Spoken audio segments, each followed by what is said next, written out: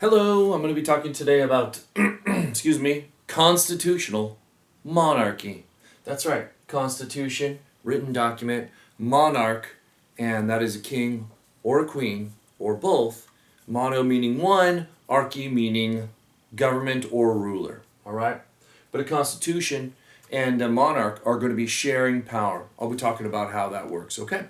Let's start off with the Hittites. The Hittites about 1500 BC. And the Hittites, they decided that there was too much power in the hands of one.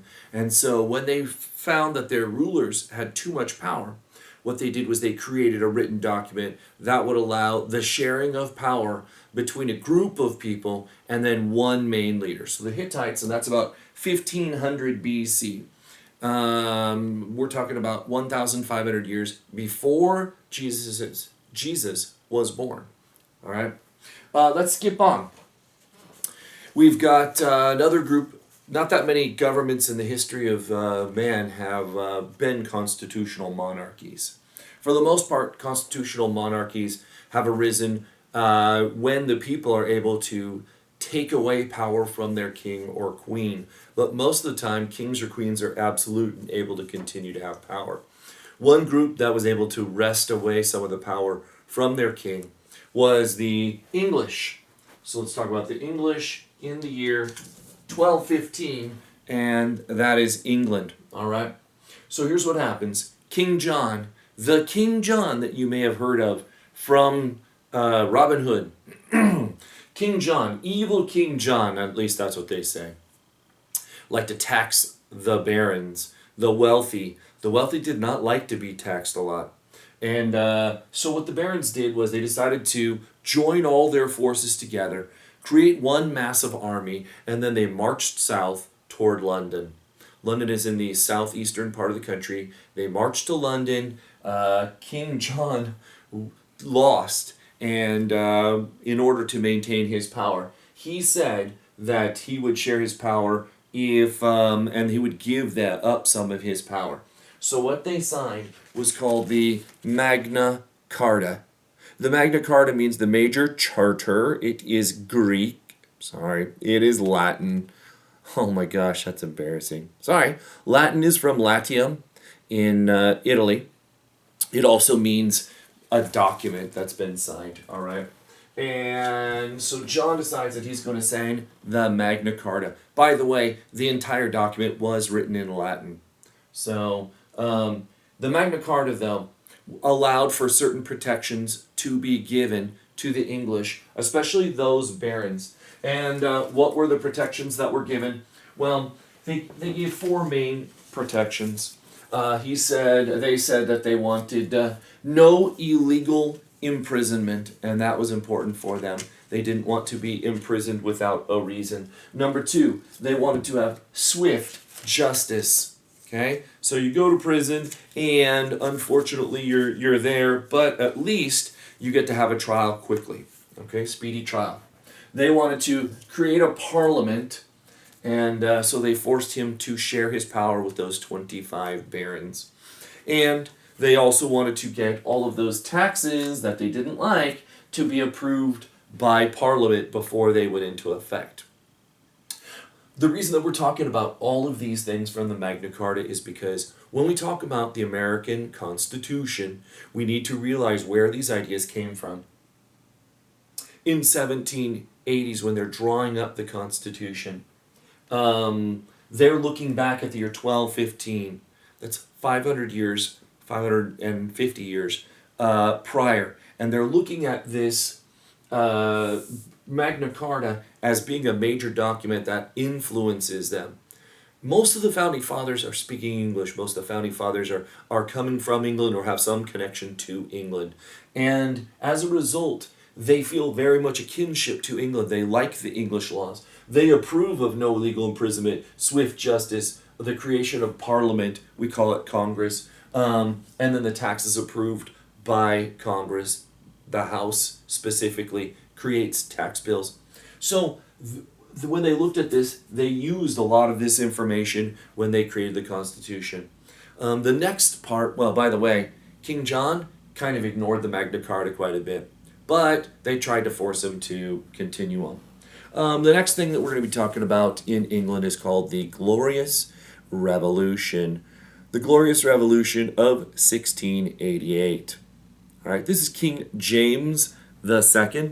King James II was despised by many people in England. He was a Catholic monarch, and a lot of the English there were Protestant, and they wanted to see a Protestant ruler instead of a Catholic ruler anyway. And they didn't like James. James kept trying to take away power from the Parliament, and he wanted to keep the power for himself. In the colonies, he was well hated because he took away their ability to vote, to govern themselves, and he put in power his own governors, especially in New England, who had a very healthy relationship with their government, who really, really liked to vote and argue and talk about what laws should be passed, and that was all taken away from them. So they were very, very happy that King James was taken out of power.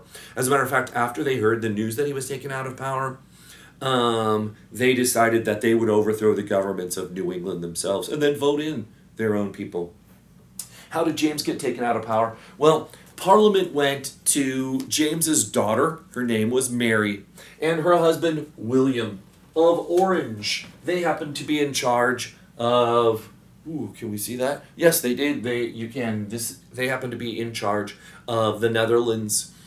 They had heard, Parliament had heard that James was working on a deal with their hated enemy, France. But since James was Catholic and King Louis XIV was also Catholic, he decided that he would try to ally himself.